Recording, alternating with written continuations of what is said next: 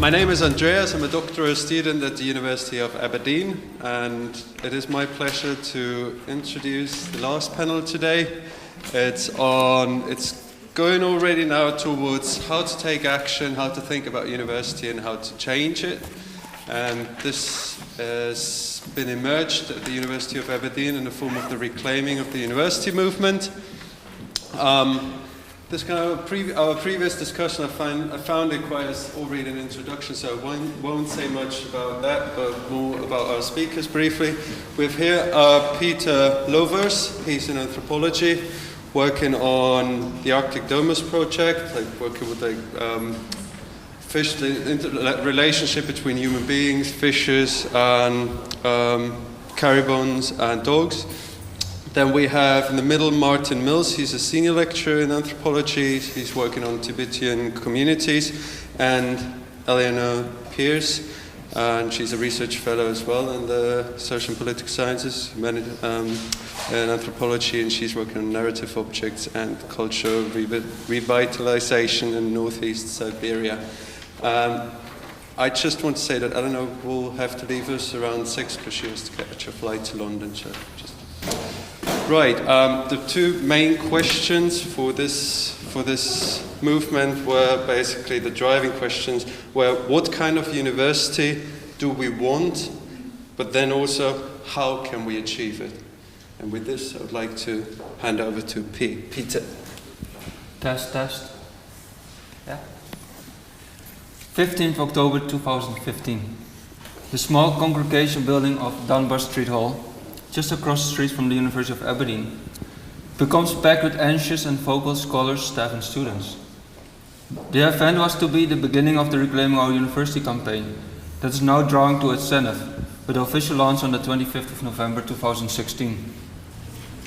The reason for last year's gathering was the University of Aberdeen initiative to cut 150 jobs across the different schools. The rationale of the university was to save £10.5 million as part of the newly formulated 5-year strategic plan that came into effect 2015 running to 2020. It further coincided with a 10-year capital plan to build several new facilities and upgrade existing buildings across the university. At the same time, economic recessions and political adjustments in funding for higher education provided an incentive to justify the drastic culling of academic staff. To further the sensitivity of the matter, the so-called senior management, and I really don't like this term, but or the principal's office, as it was known before, had become more managerial with a stream of changes in IT services, teaching and research policies, and broader university services. The University of Aberdeen was not an exception, as we have found out before, and with Newcastle, for example. And other universities across the UK and across the globe, for that matter, have faced similar issues in which neoliberal tendencies have leaked into the university. Even within my own experiences, I started my MRes and PhD in 2005, and coming back again as a postdoctoral fellow now. I have noticed the changes that have taken place, especially in the last 5 odd years. So bearing all this in mind, the magnitude of redundancies, voluntary or now potentially forced, and early retirements struck obviously a sensitive chord across the campus. During the first gathering at Dunbar Hall, the first speaker eloquently addressed concerns shared with his colleagues and how to proceed. At the core of his argument was that we as a community of scholars, students and staff, and also alumni, should reclaim the university from the forced conformation, and here I cite, from the forced conformation to intellectually stifling regimes of application and assessment simply in order to meet imposed performance targets, unquote. Indeed, his call was one for academic freedom and communal empowerment. What followed on that fateful evening was an open discussion in which participants expressed their ideas and experiences. Some quotes from the meeting will give you a taste of the intensity and urgency felt at that time. So, for example, the university trumpets its success in its newly minted and closely illustrated strategic plan, whilst academic life at the coal phase has never felt less secure, less supported, less collegial, and less conducive to scholarly endeavors in research and teachings. Or another person, we live in a culture of fear and alienation at Aberdeen. Or students are treated like streams of profit, and that influences the way we teach them. Or we create knowledge to inform the world, but don't apply it in the university. Why are we not applying it to our own institutional practices? And another person added, what are the values that might define the type of university we can dream of in the future? We cannot fall for the dichotomy of values versus business. Following the meeting, a working group was set up as organizational body for future events of the Reclaiming Our University campaign. The working group, to which the three of us belong, and here I have to say, not all of us are anthropologists, just happen to be that we are anthropologists. So that to be made clear. Consists of students and scholars from different moments in their careers, ranging from undergrad students, PhD students, postdoctorals, lecturers, senior lecturers, and professors. After this initial meeting, we held 4 seminars, each based on one of the core themes of the Manifesto, which are freedom, trust, education, and community. These obviously flow into one another, and Eleanor will discuss them in some more detail shortly. So the seminars happened on Thursdays from 5 till 7 in the evening, and each seminar was advertised by the trademark, now trademark yellow, of the Reclaiming Our University campaign, which was distributed across campus via posters or emails or word to mouth. During the seminar, which now took place on campus, so the seminars were on campus and the initial was out of campus, a chairperson would start off with a brief introduction on the theme concerned, before opening the discussion to the floor. While not as well attended as the initial meeting, the seminar gave the same sense of urgency and upset, in which participants addressed their anger, concerns, and advices and comments. What stood out of these seminars, however, was not only the rage, but the sense that this space for sharing thoughts, crafting the manifesto, and rebuilding a collegial community was empowering and positive.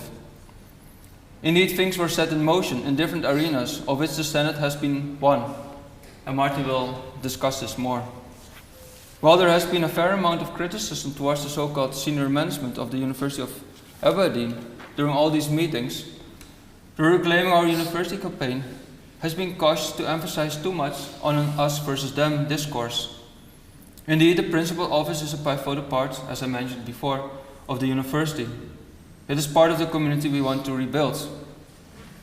Our stance, however, has been against the lopsided top-down managerialism that has come into existence for various reasons, of which we acknowledge political and broader societal influences.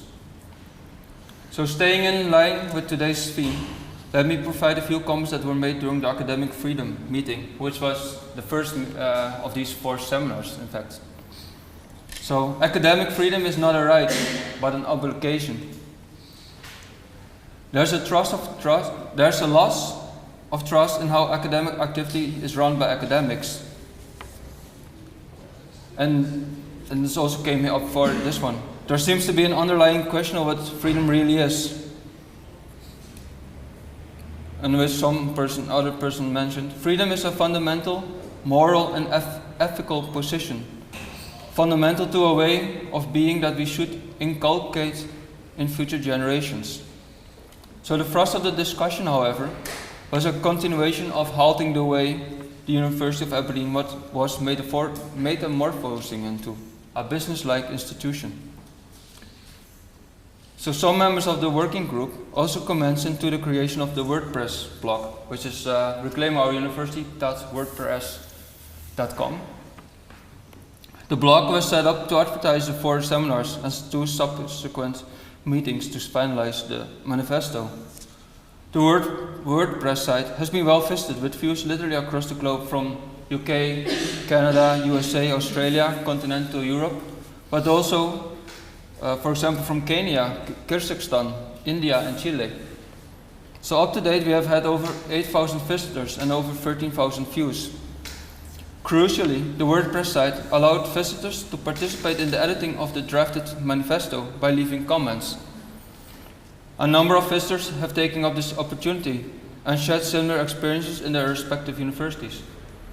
Others offered their support for the overall manifesto, while others provided indeed more specific comments on certain paragraphs of the manifesto. So besides the WordPress, we also have the Facebook site, where again it was meant to advertise, mobilize and comment on the seminars and subsequent manifesto. So where are we now? We had our final discussion on the 6th of October 2016 and Andreas was there as well.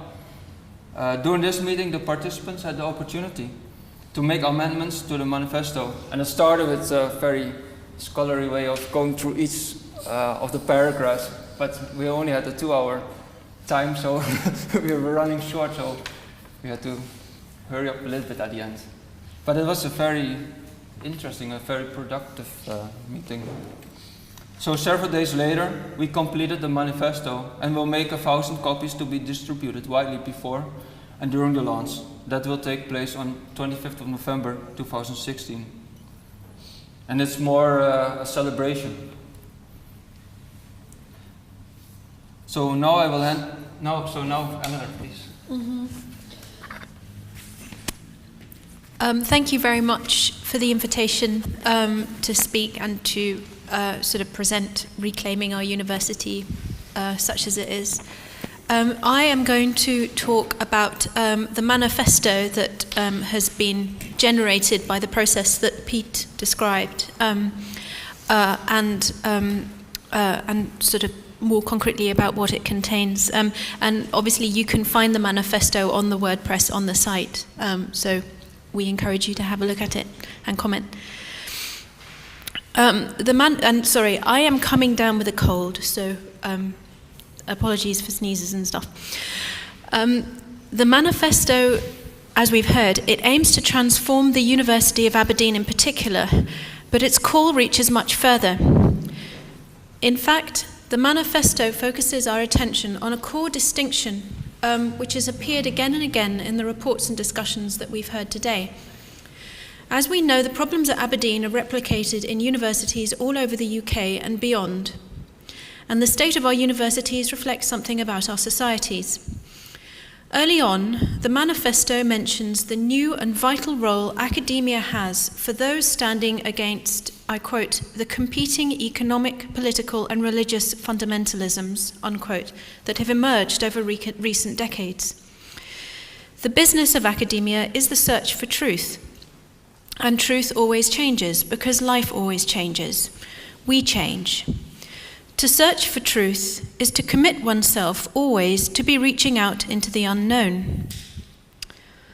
And I am reaching out into the unknown and trying to work out how to scroll down. Oh, right, okay, thank you. Or not? Oh, I see, thank you. To search for truth is to commit oneself always to be reaching out into the unknown. It is to relinquish the desire to control and the illusion that we are capable of controlling who we are and what happens to us. This is why the search for truth is anathema to those who seek to mould the lives and activities of others to serve what they regard as a greater purpose, whether for their own enrichment or that of their corporation, state or clique. Fundamentalisms close down the search for truth by offering certainties, which become instruments to manipulate others into submission. Whatever the ideology, whenever the exchange of deeply felt personal experiences, convictions, or searches is replaced by rhetorical flourishes that demonstrate our affiliation with the group we see to have power, a canker has started to take hold. Reality itself is subsumed into the agency of the oligarchy. I would like to turn the stated intention of this panel around. If you remember, we're supposed to be giving you a concrete example of how it's possible to take action and how it's possible to achieve change. Instead, I would like to point out that we don't know what effects the manifesto will have, ultimately. But I would like to highlight its power to gauge the balance of power in the UK, at least. If it turns out to be impossible to envisage and to work for the existence of an organisation that stands against neoliberal ideologies of the competitive self in favour of a total commitment to the search for truth, then perhaps the balance of power has tipped in a disturbing direction. If our university administration is right, and we do have to relinquish our commitment to research and teaching to the drive to gain higher points in more surveys to attract more customers, then the UK itself, as well as its higher education, is in trouble. What is clear is that the political and economic climate in the UK is not favourable to the research and teaching we have become accustomed to over the past 100 years, and particularly in the humanities. If the classical British higher education once distinguished an elite, it is now an extremely risky investment of time and money for the individuals concerned. The manifesto asserts that the solution for universities is not to buy into dominant cultures of commerce and politics, adopting their conventions, aspirations, and standards. While the manifesto and everyone involved in reclaiming our university fully acknowledge the huge pressure the higher administration is under in keeping us afloat, it starts from the premise that the higher administration's decision to adopt a business model of organisation is a mistake.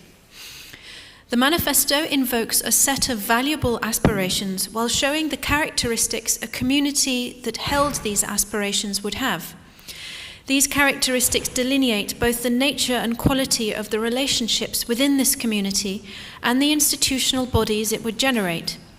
In showing how things might be, the manifesto shows how far short the university, with its current system of management, falls from them. The university, and in particular its scholars and its staff, fails its students, the wider world of scholarship, and society per se in the slackening of both moral and professional standards. As the manifesto insists, moral integrity, seen as an end in itself, is crucial to good scholarship and teaching. As the manifesto demonstrates, the forms of management that undermine integrity prevent academics and students from fulfilling their duties. These forms of management, as Peter has indicated, appear at first sight to be imported from the commercial sector, and yet it is impossible to imagine them existing in any successful or efficient business. A corollary to this point is the assertion that academic work has a value in itself. It should be fostered and protected as a crucial element within a free democratic society. It cannot exist as the facilitator of commerce. Buying into the currents of practice and aspiration that are undermining the tradition of university and research and teaching only serves to create institutions that accord the nation-state with a veneer of intellectual and cultural respectability, while wasting the time and money of both taxpayers and students. Instead, the manifesto asserts, universities must recreate themselves as communities that endeavour actively to preserve the search for truth despite the pressures. Therefore, the manifesto is an intervention that is completely contrary to the instrumentalist logic that dictates most of the behaviour and strategy we see from day to day. It is proud to endorse moral integrity as an end in itself and as a necessary precursor to the free search for truth and the pursuit of a harmonious, flourishing society. Since it moves from a position that is outside of and cross-cuts the generally instrumental logic of management, some find it easy to dismiss as a bubble of pleasant idealism soon to burst into nothingness. But the neoliberalism that is so dominant in Britain and the wider world, and the art and science of performance management it has generated, has hardly brought about universal peace, stability, and prosperity. Ideologies don't guarantee anything. Britain and the wider world badly need communities and institutions that buck the trends by standing for free inquiry and open debate, made up of individuals who are prepared to take personal responsibility for ensuring the honesty and goodwill of these discussions. For life is unpredictable, and hence closed systems of power, communication and action, which refer only to themselves, will always self-destruct in the end. Millions of people in the former Soviet Union carefully learned their Marxist-Leninism until the world turned, Soviet ideology came crashing down, and they had to switch to market economics. Is the research and education geared towards making young people fit to work for multinational corporations so very different? Someone, somewhere, always has to be out on the margins, attending carefully to the signs others are not in a position to see. And these are the people who can teach the younger generation to explore, inquire, and grow in their stead. The Manifesto, then, is the product of a process of reflection that was open to any member of the university who came to the meetings, whether they were staff or students, scholars or administrators.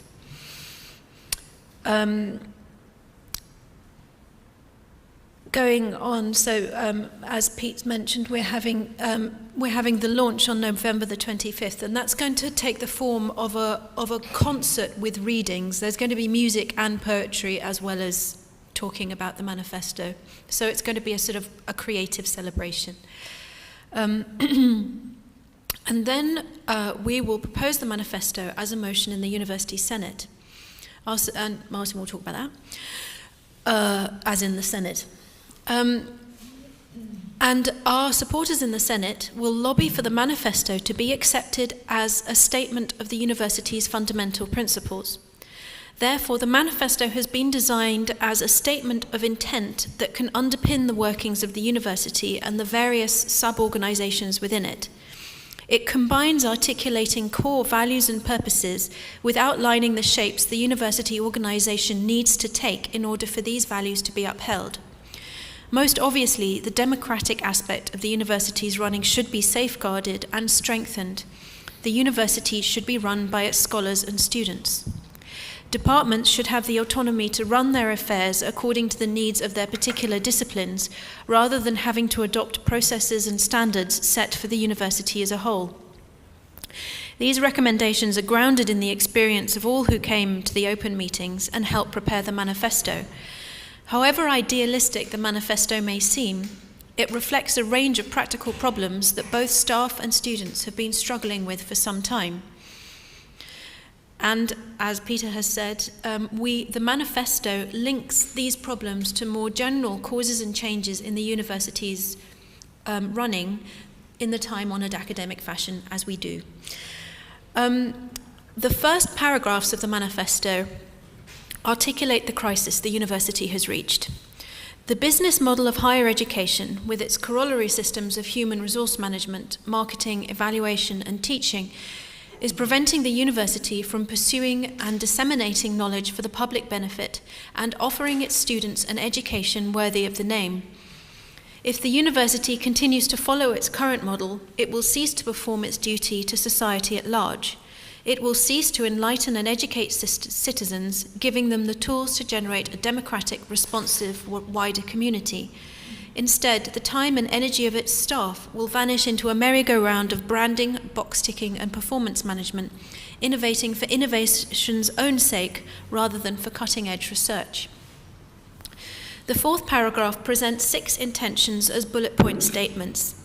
These intentions contribute to the overall aim of freeing the university from top-down business-style management, allowing scholars, staff, and students to own again the institution in which they work and study. These intentions prefigure the later discussion in the manifesto of the 4 main themes, which again, to remind you, they are freedom, trust, education, and community. In that they demand the rebuilding of a community founded on trust, in which free debate and inquiry can flourish, and an education based on the responsibility of care will incorporate the research of its teachers. Members of staff will not be referred to as employers or employees, and students will not be treated as customers. Following these bullet points are 3 paragraphs expanding on the function of the university. These are the paragraphs that make what might be called radical claims about the essentially moral and ethical purpose that has to stand behind research and teaching. As it concludes, I quote, "Our ambition for the university is not that it should be ranked above others in terms of quantitative indices of performance or productivity, but that it should stand out as a beacon of wisdom, tolerance, and humanity." These paragraphs draw a crucial link between the existence of a community able to engage in free debate, research, and education, and the fight against the fundamentalisms that close down tolerance, disagreement, and debate, generating conflict and suppression in their stead. To that end, the university has to be acknowledged to be what it is, a charity for the dissemination of knowledge for the public benefit, not a business. The latter sections of the manifesto develop points made in the first section and expand on the type of community and organisation the university should be, through outlining the fruits of the discussions on freedom, trust, education and community. Thus we find out more about the core attributes of the university, freedom and trust, and how these attributes shape the community and the education it enables. As the manifesto states, this education is closely linked to the research in that scholars guide their students by joining with them in a corporate journey of self-inquiry. Teaching, like research, can only be open-ended, and this is why one-size-fits-all frameworks for curricular, learning outcomes and evaluation do not constitute a higher education in the proper sense. As the manifesto says, and I quote, "Truth is an aspiration. It is about trying to get things right, whether empirically, conceptually, ethically, or aesthetically. Research suspends prejudice and turns all certainty into questioning. It means to search and search again. Thus, research converts every closure into an opening and every apparent end point into a new beginning. The freedom this search requires has to be worked at and constantly renewed. As the manifesto asserts, and I quote, academic freedom is a form of exposure. It rests upon a willingness to relinquish the comfort of established positions, unquote. It is a freedom that carries responsibilities, therefore, to both the students and the society at large.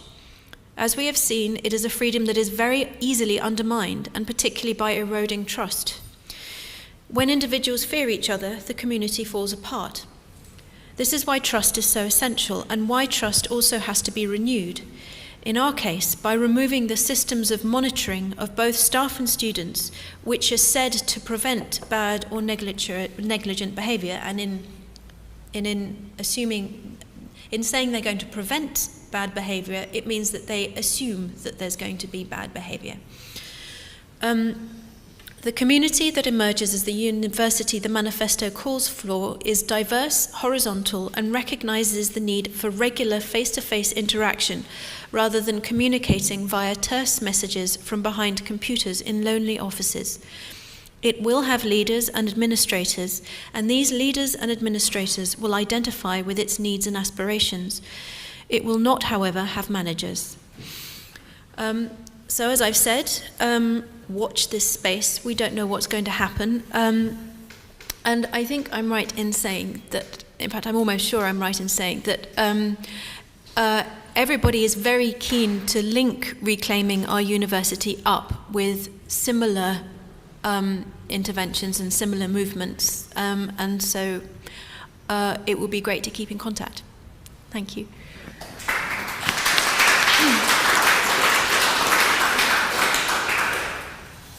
My turn, I guess. Okay, my name is Martin Mills. I'm a university senator at the University of Aberdeen. It is my fourth term, 4-year term as a senator, so I'm getting rather long in the tooth on this one. The Reclaim movement emerges from an argument that occurred about 1.5 years ago, which was largely about how to deal with what was perceived to be a constant rain of administrative initiatives that were falling upon us, kind of sort of like a monsoon, and that we seem to have no way of turning around or dealing with or addressing or answering or even rejecting. And on top of issues such as, for example, redundancies and everything on those lines, there was a great debate as to what was to be done. Effectively, the debate occurred that involved two different sides. One was a side that spoke of a grassroots campaign to reclaim the university, which emerged in terms of the manifesto and in terms of the seminars that were associated with that. The other view was that the core to the issue was to reassert the established constitutional position of core university organs of governance, most specifically Senate, and that Senate constituted the key to the issue of, effectively speaking, proper governance within a university system. I'm an advocate of the second approach because I'm a senator. The issue largely surrounded, and here I speak for myself and my own understanding of the matter because it's been a long year of work. It revolved around an instinct that basically over the last 30 odd years, particularly within the UK, the higher education sector has seen something of a revolution. And that revolution has been a single dynamic with two results. The first result is to effectively take the administrations that once upon a time served the needs of an academic community and move them up to the point where, effectively speaking, they governed the strategic direction of UK universities, and effectively, as a consequence of, as it were, being up there, they looked upwards to serve the needs of largely government and economic forces, stakeholders, and so on and so forth. In other words, the needs came from the outside, and those kind of moved down. Most of you will be familiar with that picture.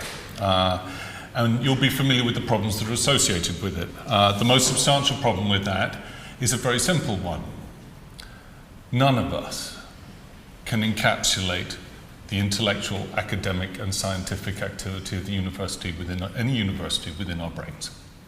In fact, no small group can ever do that thing. A university is simply too diverse. A proper university has so many multiple systems of teaching, research, authorship, ethics, all of these kinds of things. They are so varied that no senior management team, effectively speaking, however well-meaning, however hardworking, and however knowledgeable, can encapsulate that. The minute they try to, they will necessarily reduce the object in size. In other words, universities are reduced by this process. Okay, so that's problem number one. It's a classic problem of Popper's open society, as it were. The second is the problem that because they are responding often to external forces, government policies, new initiatives, changes in employment percentages, changes in funding regimes, all of those, many of which change on a sometimes month-by-month basis, there is a tendency to try and make the university change with them.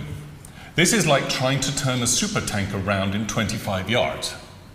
Effectively, what occurs is it breaks in the middle eventually. The strain on the system becomes so large that such a large body as a university, really, they're not that nimble. We're not small and medium-sized enterprises. We're very, very large enterprises. You know, you can turn a small company with about 3 staff round in 10 minutes. That's great. You can be nimble. A university cannot do that. The third problem with the strategic problem, the endeavour to strategically direct universities, is that university academics are professionals devoted to the pursuit of truth. I know that sounds really old-fashioned, but walk in front of any university lecture hall and say to the students, I have no obligation to tell you the truth. And see how long they listen to your lectures. Walk into a research seminar and say, I'm just writing what I think is convenient here and what fits this moment's policies, and see how much people listen to you.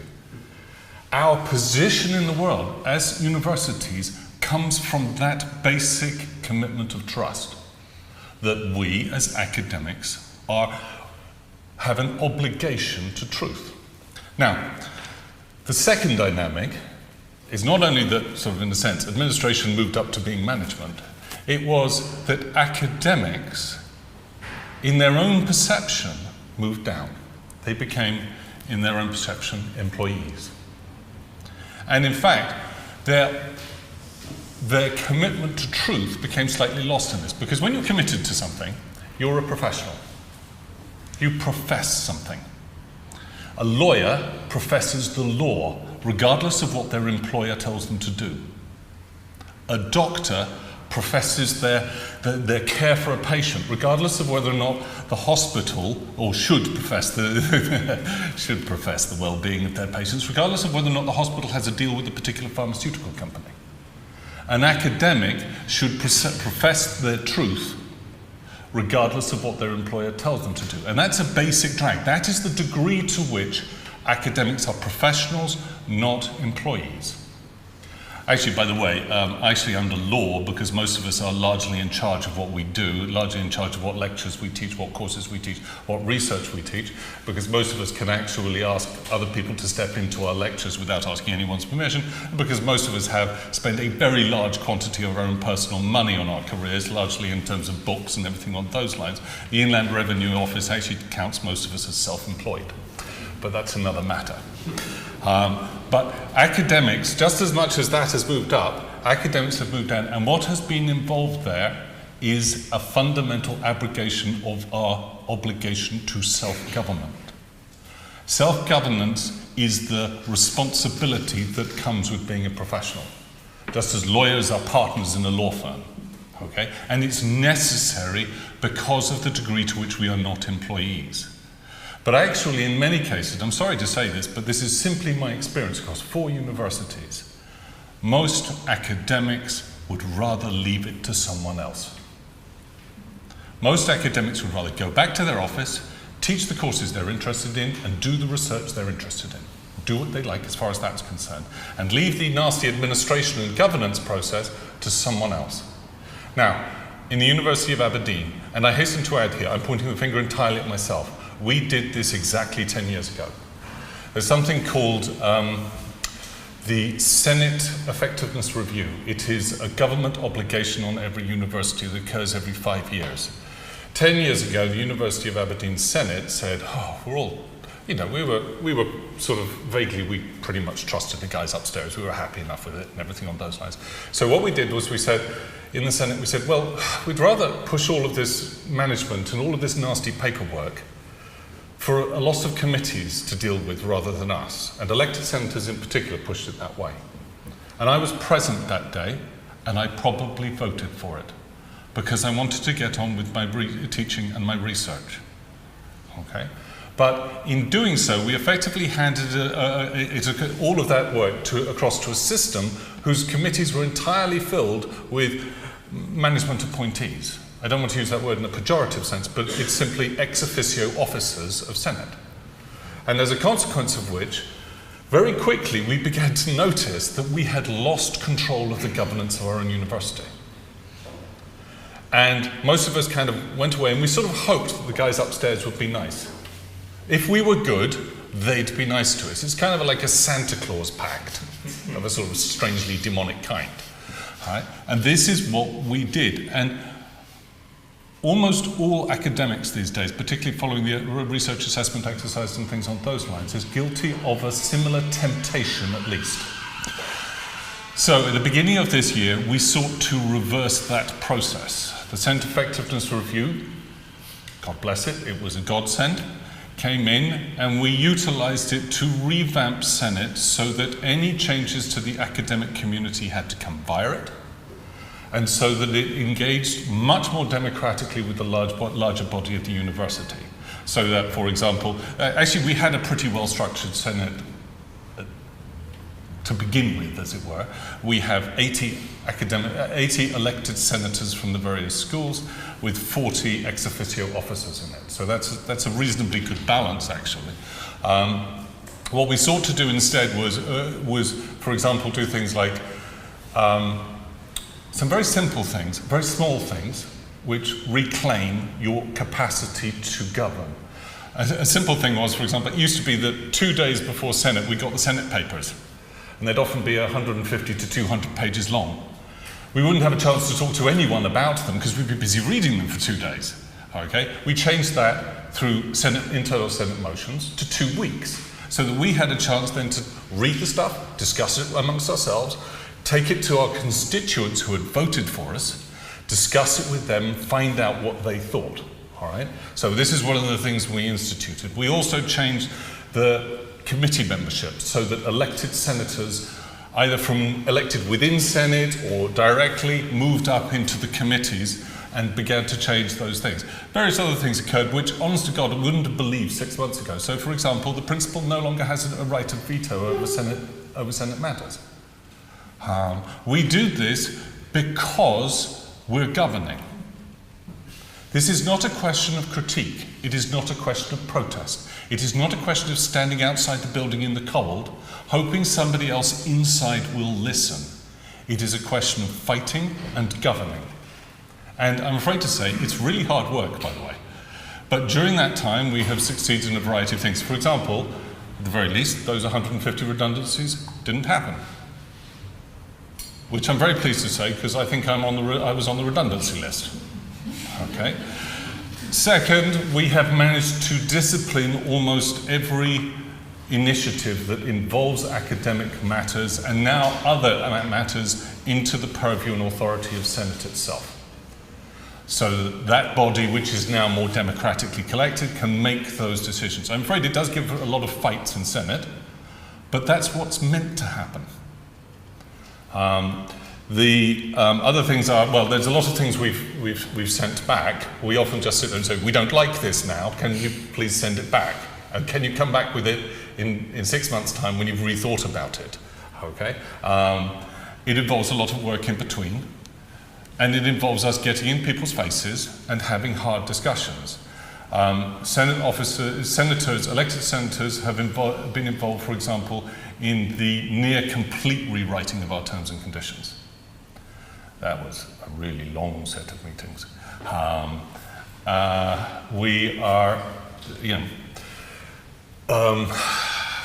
in this sense, it's difficult now to give a sense of how much has been achieved in a year through, effectively speaking, the core reform of Senate. We have a goal, and that goal to a large extent comes in the form of the manifesto. That manifesto will have to go before Senate. We will debate it. We will discuss it. We may even make some amendments. But broadly speaking, this has occurred by senators working together, by actually paying attention to the system of governance around us, knowing the way it is structured, and where necessary, restructuring it. Never do anything by yourself, by the way. Tag team of 5 is always good. If you want a motion, get 20 other senators to sign it. That way, at least you'll know it makes sense. In this sense, we also work with other organizations. So we do work with the Reclaim, we work with the union. But in all of these cases, we work independently, but in cooperation. We don't necessarily agree with one another.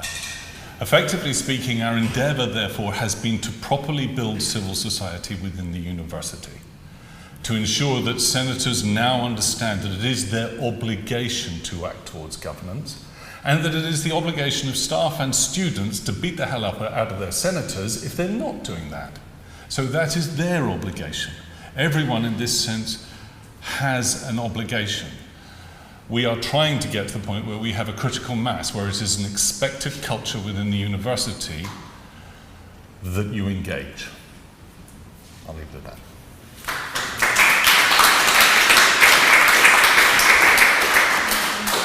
May I just ask you to also give due appreciation to Peter, so in the form of applause, please. Which we didn't before. Thank you. Thank you very much, all of you 3, for coming and speaking, and thank you very much for inviting us.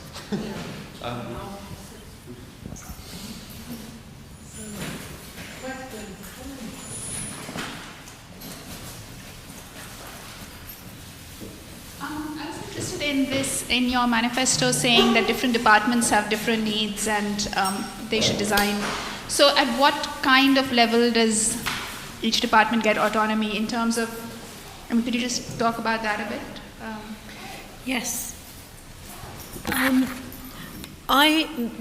To be honest, I haven't actually been with Aberdeen University for that long, and so I don't sort of know the details, also especially in the long term, of how things are and how things have changed. I mean, I can say generally that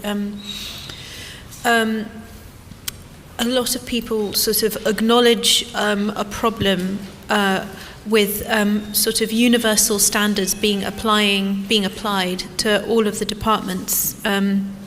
And, you know, of course, I mean, and I think even whether they're sciences or whether they're in the humanities, and of course the types of teaching are totally different between the disciplines. I think this sort of comes into a sort of subtle type of control over the teaching. I mean, so what we're supposed to be giving the students, okay, so if the student is a customer, they're making an investment into the university and they're often getting themselves into frightening amounts of debt in doing so, and so what the university has to offer its customers are what's called graduate attainment, graduate attributes, and these are skills, a sort of, you know, bullet point list of skills that employers are supposed to like. And so when you design your course, you're supposed to be able to show how your course, whatever discipline you're in, provides these particular graduate attributes. And, you know, of course, this is something that has the potential effect of really standardizing the learning outcomes and the way that they're taught. And, of course, just simply, you know, we know how different the disciplines are. And it's something that just sort of, it doesn't work practically. But I mean, I would offer Martin and Pete the opportunity of saying a bit more. Okay. I mean, the question of autonomy is a tricky one. Within our university, there's lots of complicated discussions about questions of autonomy. So, for example, one of the issues that we're arguing about at the moment is the degree to which individual schools, which contain departments within them, should be financially autonomous and self-sustaining, as it were, which is not a traditional situation for a university. Traditionally in universities, you know, if the engineering lot make a lot of money one year, the surplus is sent to other departments to kind of prop them up. Because, let's face it, continuity of knowledge over time is a crucial obligation of all universities. This is this business about supertankers, and it is the case that, you know, some topic is particularly, shall we say, popular amongst students for 5 years, and for the next 10 years there are lean years for that. The truth of the matter is, though, if you stop and start different bits of a university, you end up with a lack of continuity of expertise that seriously compromises that university. It also compromises that university's simple capacity to actually serve the needs even of governments. I mean, I can think here classically, for example, of the situation the British government found itself in, and in fact the British Secret Service found itself in 1979, when they turned around and the Iranian Revolution had occurred, and they turned around and said, we will go to the universities to get lots of translators that speak Farsi, that speak Iranian. And what they discovered is that all of the departments that taught it had been closed down 5 years beforehand because there weren't enough students. And that simple problem is one about continuity. I mean, this is a problem to a certain extent with the simple... I have no problem with universities being business-like, but they have to do the business they're designed for. Universities are charities. They are designed to disseminate knowledge and education to the public benefit. And that means there are certain elements of other business work they can't do. But it's also what makes them successful. And being a charity, by the way, gives you a massive tax exemption. And that's a... So I have a problem with that. But the problem is that universities actually have to do their work. Research, for example. You know, my research, to get myself to here, I'm a Tibetan specialist. To get myself to the point where I can speak with any great authority, and I work on parliamentary stuff at Hollywood and everything on those lines, has taken 30 years. Now, if I stopped and started all the way along there, with apologies to you, if I stopped and started all the way along there as a consequence of total precariousness, depending on how many people wanted to go to a Tibetan class, I would not actually be able to do the work I do now. Our careers go over decades. Research takes years. Education, our impact on communities is intergenerational. By contrast, for example, the average Fortune 500 company has a life expectancy of 12.5 years.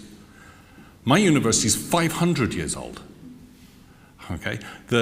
Choosing a kind of specifically business model in this regard and saying, well, we're going to cut that product because no one's buying it at the moment and instead move to that product, actually is a very short-termist policy, and that is precisely the kind of thing that universities are not meant to be doing. They are meant to be providing quite a different service to the world around them. And they are meant to be providing a service to the world around them. We're not meant to be just doing what's interesting to us, but we're meant to be providing something that requires continuity.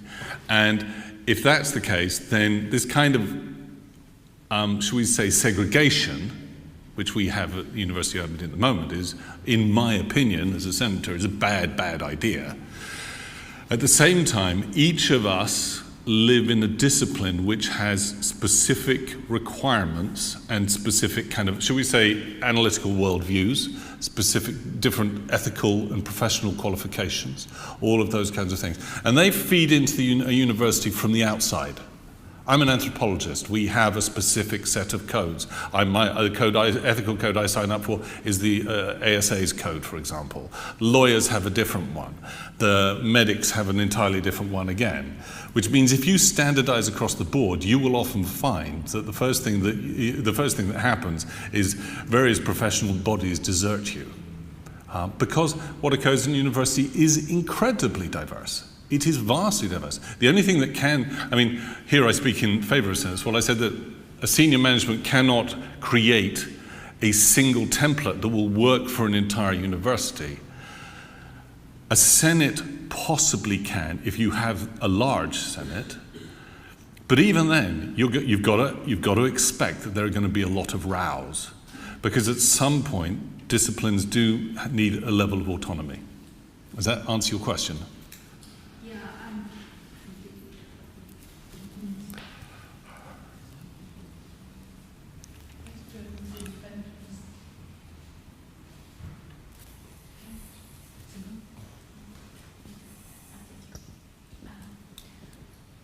Thanks. So today we were talking about these attacks from governments, and particularly the PREVENT, but also Tier 4 policies. And how does this double level of struggle enable you to resist, or what's your stance on that?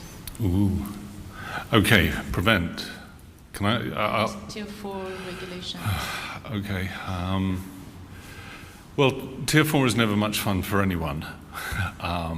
Universities struggle across the board with that.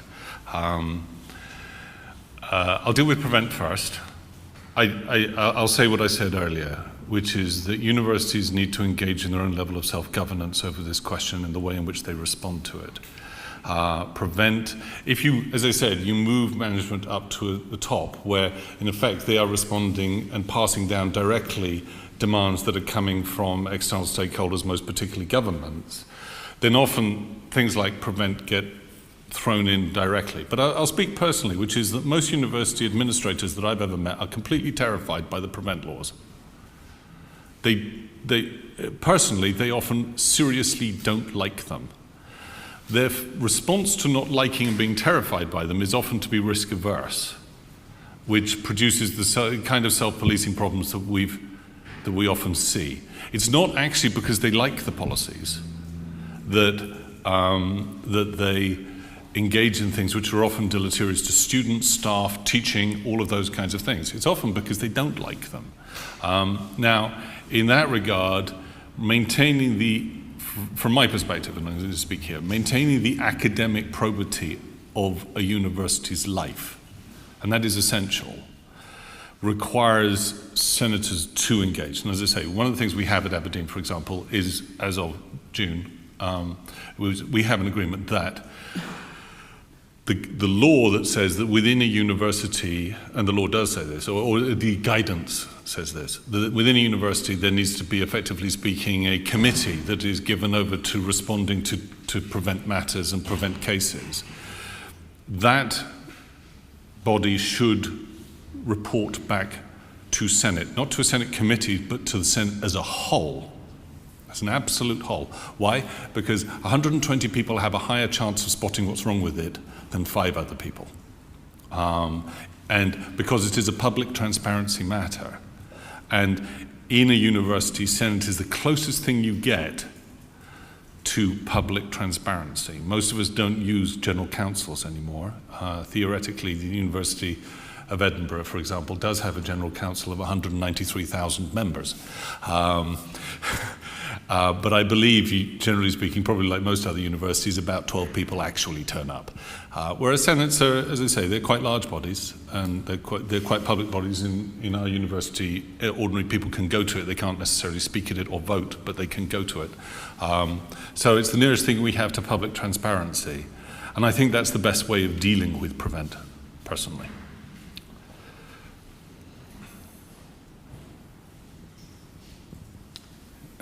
Hello, I would like to say 2 things. The first one is, thank you very much. It produces some hope.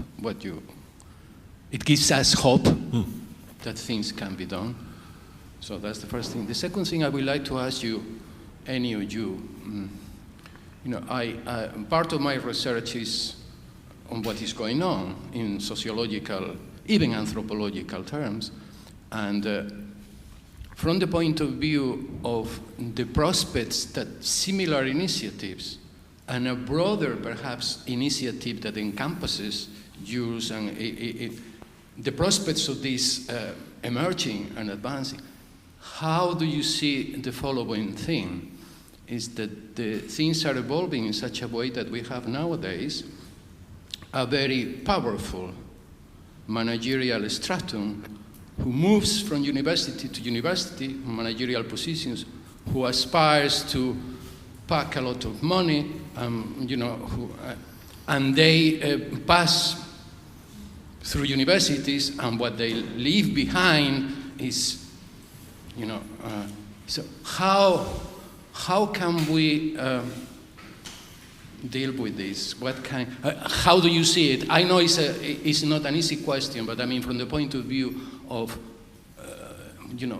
taking this further to other universities and to the whole country. Thank you. Can I add to Carlos's question? Because I wondered if you could say what you thought were the major points of resistance that you faced in this process. What were the we've heard a lot about how it worked and so on, but what were the difficulties? Because I think those understanding what those are also important. So just if you allow me to add to your Okay. All right. The major difficulty is with ordinary academics and persuading them to bloody well stand up and fight for what they have a responsibility for. Sorry, I've got to be blunt about that. Most academics want to be afraid. And they are often very, very good at imagining things that they are imagining terrible consequences from people with great powers, kind of mega mind with sort of, and they fail to deal with people. Administrators and management, and I know exactly the kind of person you're talking about, and we have dealt with exactly the kind of people that you're talking about, which is a sort of mobile elite within universities who have jobs as sort of hatchet men and things on those lines. Well, there's still people. You need to talk to them, and you need to identify what they actually want. This is very important, actually. A lot of the time you find that they are responding to a particular need, often quite an expedient need that's pushing on them from a particular direction, and they come up with a solution. And that solution has a wide-ranging effect because of the managerial structure. And because it has that wide-ranging effect, you kind of sort of see it as this kind of global overarching thing. But often you need to just sit there, and you actually need to go and, I'm afraid, the footwork has to be done. You've got to go to their offices, you've got to sit down across the table opposite and say, what do you need? Because the answer you're giving is damaging or is inadequate or doesn't work, or has the following problems, and can we suggest some alternatives? I'm afraid to say, just sort of saying this is bad is not enough. You actually, and truth be told, how many academics are there in Edinburgh University? Was it 5,000? Something like that? That's a lot of brain power. That's a lot of imagination. As long as those people are prepared and have mechanisms for getting those ideas up there, for getting those ideas into a proper negotiated format, a place where you can actually sit down and say, well, okay, so you're doing this because there's a 1% cut in the Scottish Funding Council allowance. What other ways are there to deal with that? But if you just sort of stand on the outside and kind of go, we really don't like what you've done, but we're not going to provide you with an alternative, we're just going to complain about you, nothing will ever get better. The truth of the matter is, again, it's simply this point. The hardest thing here, and believe me, I know, because it was really hard, is to change the heart in here so that it understands its responsibility and obligation to governance. And that applies to all of us, and it comes from the very privilege that has a career based on the pursuit of truth. We have to do that thing, and it takes a very long time, and in my case it took a lot of really, really bruising negotiations where people, including, I hasten to add, on several occasions me, left the room in tears. It's not necessarily easy. Now there have been some hard resistance on other areas, and one of them are about, indeed, general senses of hierarchy. And a lot of that emerges from an us versus them problem. That if you think that if you say things in terms of, well, it's us, we're down here, we're fighting against the horrible management up there and everything on those lines, and you sort of say, so we're going to reform, the instant logical conclusion of that from a vice principal's perspective is going to be, I'm going to be chucked out of a job and in the street by this process. And that's not necessarily where we're going. The process here is oddly an educational process in which everyone finds out what the best way to do something is in the most effective way. It's not necessarily a battle that leads blood on the carpets and corpses in the streets. I think, anyway. So one of the things here is to actually modulate in your head the problem of threat. Academics think they're constantly under threat. And we're great at imagining lots of ways in which that could possibly happen. As a consequence, we keep our heads beneath the parapet. And we come up with a lot of practical political reasons, as to why we're not going to stand up and be counted. We're really good at it. The problem with it is the guys in senior management are suffering from the same threat problem. And you have to get past that. And the only way to get past that, I'm afraid to say, is actually sitting in people's offices and talking to them. And sort of sitting down and saying, what's your problem? How can we sort it out? What are the alternatives that are genuinely available? And that's a simple governance process. And it's the job that we're always meant to have done. So, there we go.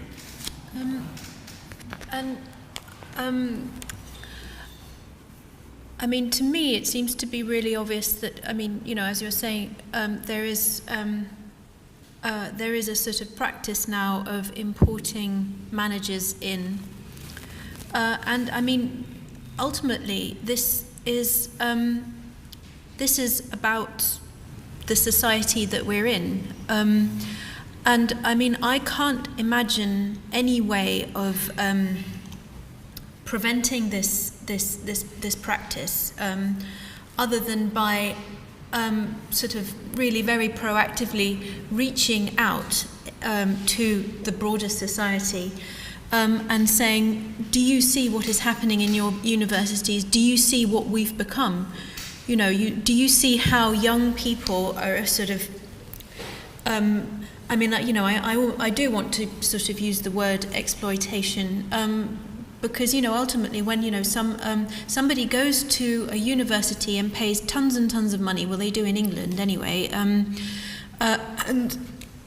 what they're getting is a sort of effectively a training in the right way to sort of comport yourself and the right way to speak and the right aspirations to have for working in multinational business. You're shortchanging them, and you're shortchanging society itself. You're preventing the possibility of change, and so you know, this is a political question in the sense of sort of maybe politics with a capital P. You know, this is. This reaches up to that level, and I think that in the UK in particular, I think it is very important to somehow reach out into the wider society, because actually I don't think that academia is really very respected in Britain, and people, you know, I think it is really sort of quite the idea that academics do slightly irrelevant stuff in their ivory tower is really quite widespread, and I think that's one reason why sort of not very many people really mind very much about sort of what happens to academics in universities. So there has to be some kind of communication. And the other things is that, you know, I mean, you know, as you know, there is a very good Russian proverb, which is that people get the governments that they deserve. I mean, you know, we are in Britain, we're all involved with this. We're all replicating this system. We're all, you know, we ourselves become involved in our own performance management, and we produce students that then go into companies that are used to working with those very kinds of performance management and those very goals. And so their aspirations move to a point which doesn't necessarily include the education and the research that we would aspire to. So, so to sum up, yes, I think talking to people and sitting in their offices is absolutely essential. But I mean, I think, you know, there needs to be some sort of new and radical thinking about how to engage with the public, and that's where impact is actually quite helpful.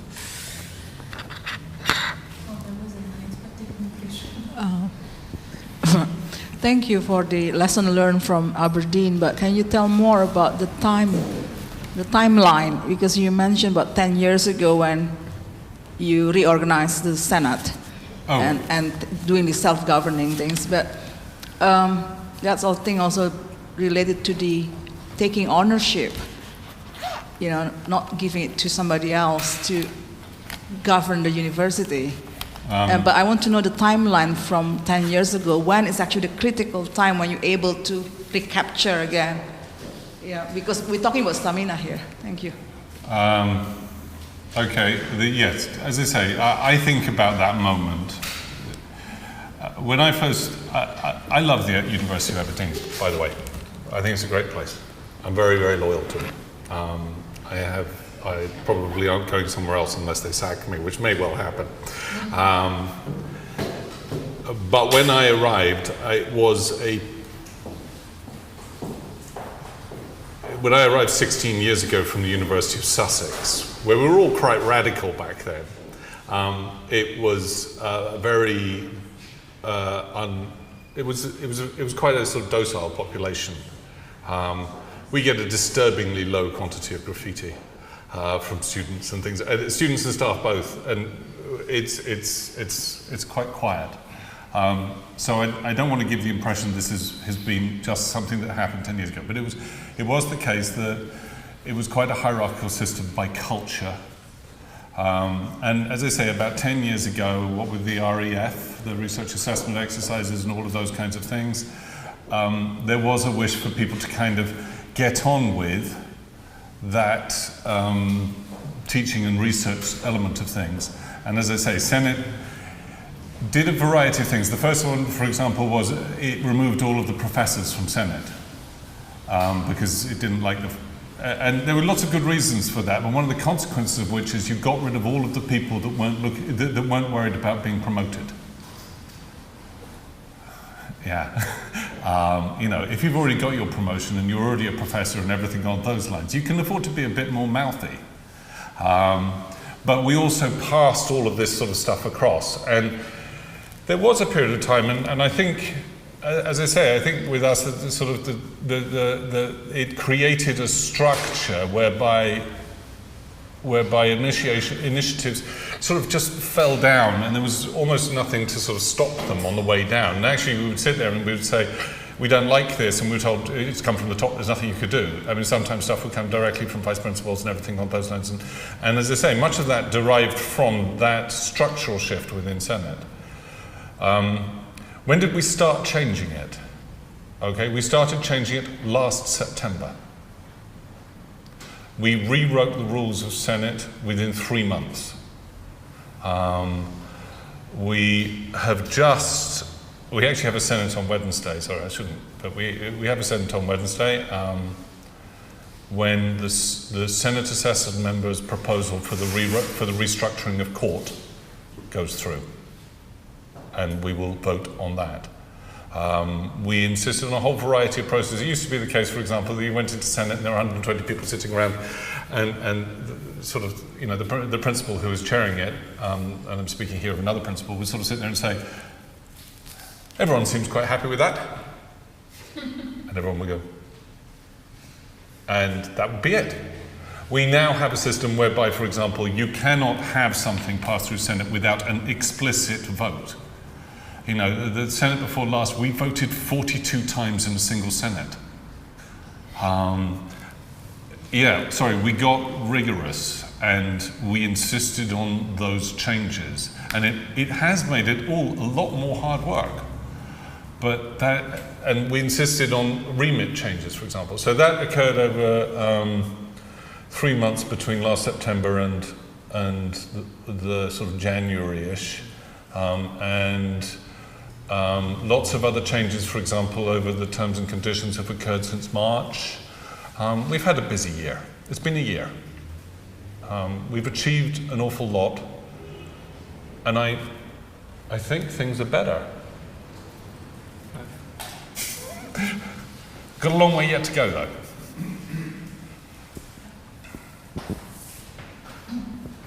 Yeah, thank you. I've really enjoyed this panel and the whole day and the opportunity to meet people from all over the place. So thank you for that. I wanted to bring up a couple of things because I'm sitting here listening to your account, and I love this account of this two-pronged process. Part of me is sat here thinking, as somebody who's not working in a major city, where students come from all over central Scotland, a lot of the staff commute as well. It would be very difficult to set this process up where I am, although we could try. We're going to have to try. And it does make you feel more isolated working in a smaller institution, and probably increases this sense of risk that academics have in that particular situation. And taking on board what Eleanor said about also this need to reach out, I'm thinking that we also need to develop processes for keeping in touch internationally and also to visualize what's going on. We can have a lot of academic discussion, which is great, I love that. But I think it's great that this is being recorded, and hopefully there will be an edited presentation of today. I'd also like to mention, I'm a member of the Visual Studies Working Group of the International Sociological Association, and this summer we were trying to think of ways to create a kind of international platform to which people could upload videos or other forms too, in which people explain what's going on where they are. We came up with 3 questions. I mean, people can criticize that and suggest something different. It would be interactive. It's not happened yet. We're working on it. But I was hoping to circulate details of it to people who've come today, but also give this prior warning so you know what it is that I'm possibly not explaining in the best way in an email. But that's a specific example, but I think that we need to think in those terms as well, because Eleanor's right, universities don't get the political attention they need in this country, probably in others, because of this perception that we're this ivory tower, or that what goes on in universities doesn't matter really for the rest of society. You will know what I'm talking about here. But yeah, thank you.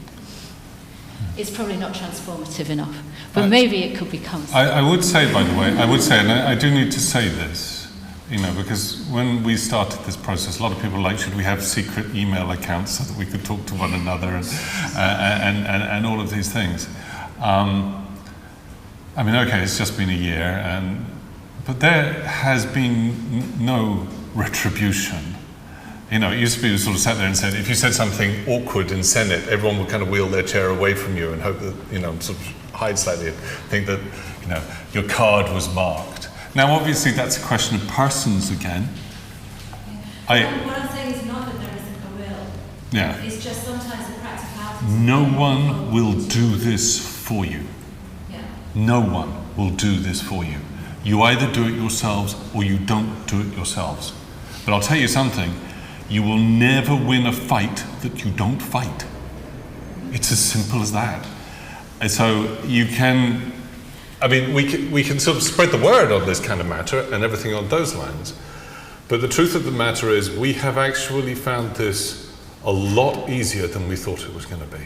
We found this vastly easier. All that we decided was that we got the shock from the redundancies that forced us into action. Critiquing that approach. It was talking about having additional means of communication. We will have to reclaim our institution. At the same time, nothing I've said is meant to detract from what you said there, but it's thinking of other means of communication that are more outward focused as well. I suppose there's things there are bodies such as the Council for the Defence of British Universities. I've never been a big fan of that title, but it sort of sounds strangely. Yeah, and there's also the Campaign for the Public University. University, indeed. So there are a number of different initiatives. Any more interventions, comments, questions?